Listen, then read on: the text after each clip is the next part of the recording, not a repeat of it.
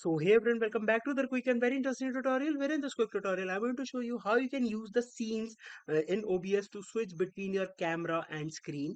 Now, in order to do it, just simply open your OBS software, and here you're gonna see I have this current scene, that is a scene in which I have my display screen recording. Now, I just simply need to hit add button, and you can see. Let me just come back to it. Now, here you're gonna see in this scene option, I just need to add the sources. For example, let me just show you by adding sources right there.